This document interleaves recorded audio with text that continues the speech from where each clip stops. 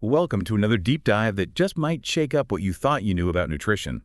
We're going to be breaking down a fascinating interview with a diabetes and obesity specialist, Coach Steven. He had some really interesting, thought-provoking things to say about things we've been told about food.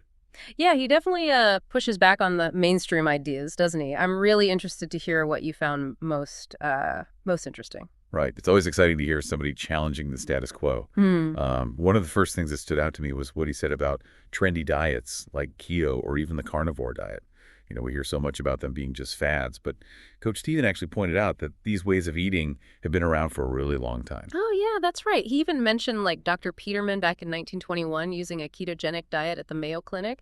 And of course, you've got groups like the Inuit who have been living on carnivore-like diets for centuries up in the Arctic. So maybe fad isn't really the right word. It makes you think maybe some of these so-called trendy diets are actually more like getting back to a more natural way of eating that we've kind of lost touch with. That's a good point. You know, he seems to be suggesting that the real fad is actually our modern reliance on processed food and all these grains. Interesting. Yeah. What do you think about that?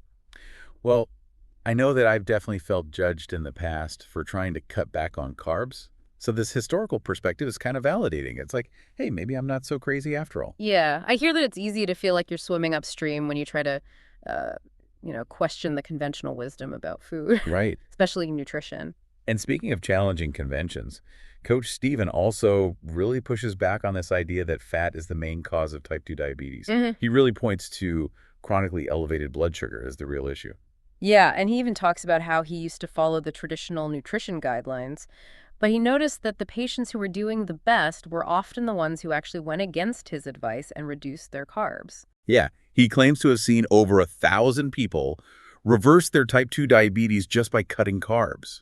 That's a bold statement. It is, yeah, and it really makes you think, maybe managing blood glucose through diet, not just medication, could be the real key to reversing type 2 diabetes. It really makes you question this idea that it's a chronic condition you can't really do anything about.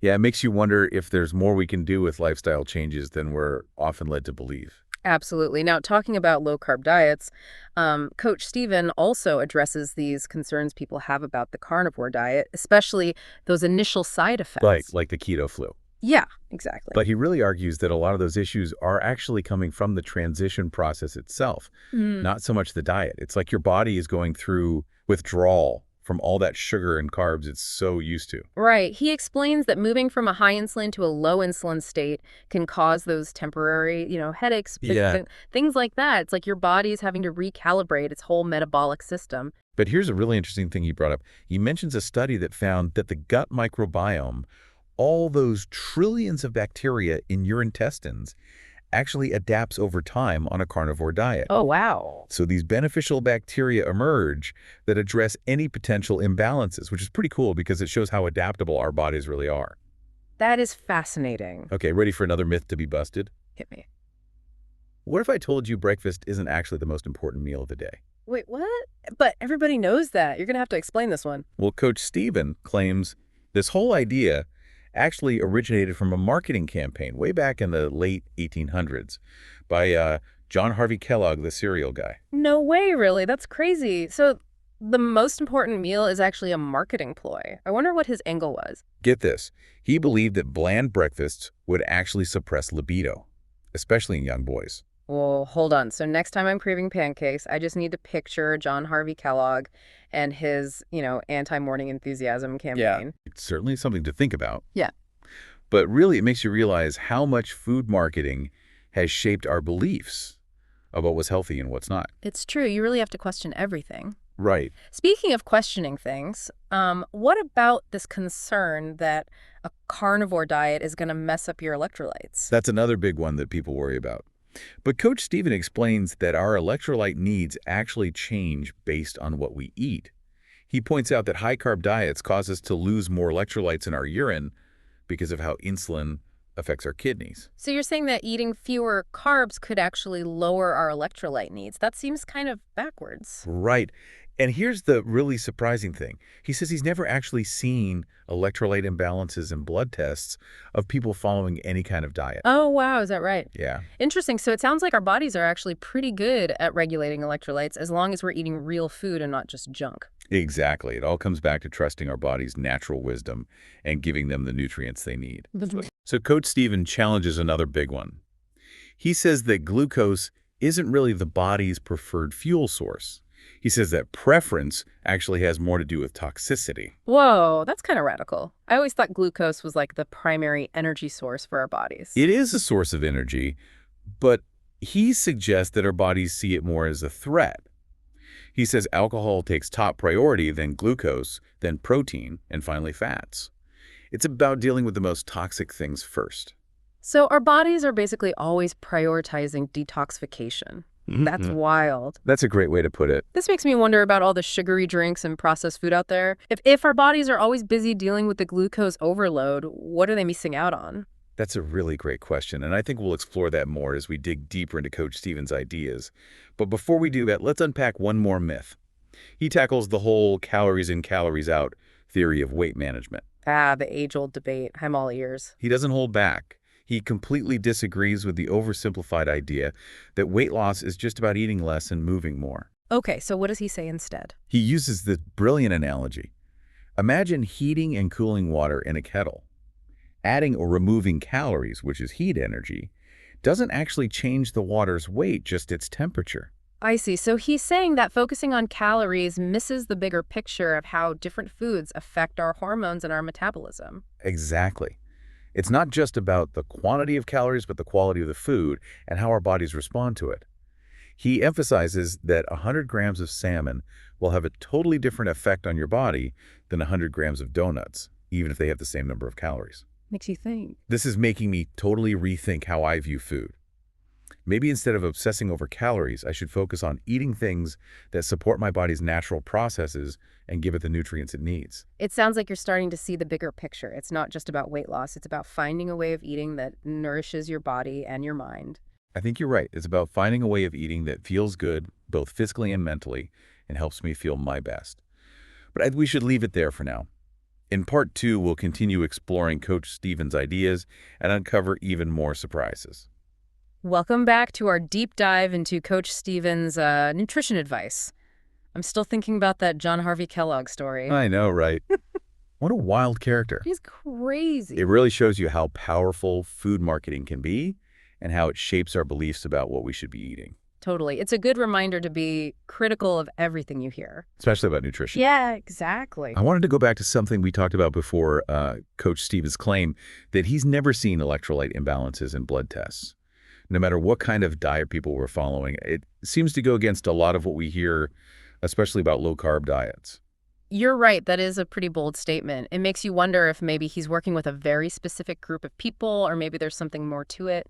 It would be interesting to see the research behind that claim. I agree. And it's important to remember that everyone is different.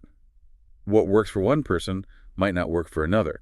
So you always have to approach nutrition advice with a healthy dose of skepticism. You really have to listen to your own body. Absolutely. So let's shift gears for a minute and go back to that fuel source hierarchy that Coach Steven talked about.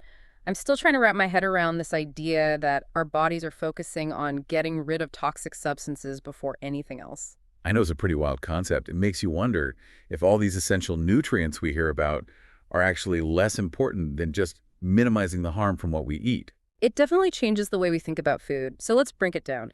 He says alcohol is number one, then glucose, then protein, and lastly, fats. Right. It's not about what our bodies prefer in terms of taste, but what they need to deal with first to avoid being harmed. It's like our bodies have this built-in detox system that kicks in whenever we eat something potentially harmful. And if we're always eating processed foods and sugary drinks, it makes sense that that detox system is working overtime. Exactly. And that makes me wonder, if our bodies are busy dealing with all these toxic substances, what other important things are they not doing?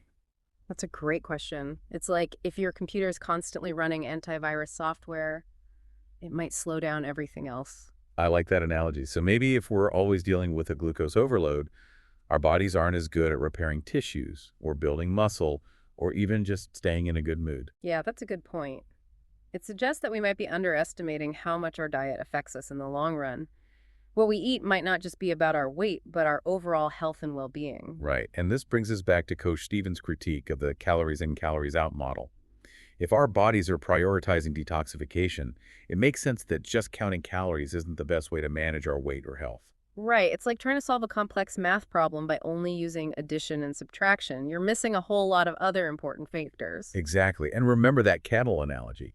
It shows us that calories are just a measure of energy, not necessarily an indicator of how a food will affect our bodies. Like 100 grams of salmon will have a completely different effect than 100 grams of donuts, even if the calories are the same. Right. Makes you think, This is making me rethink my whole approach to food.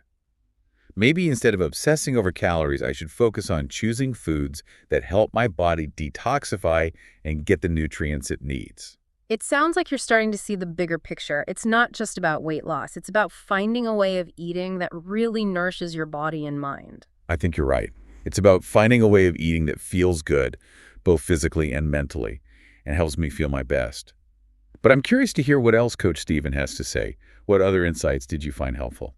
Well, he talks more about the carnivore diet, which is definitely one of the more controversial things he talks about. He does say it's not for everyone, but he makes some interesting points about the potential benefits.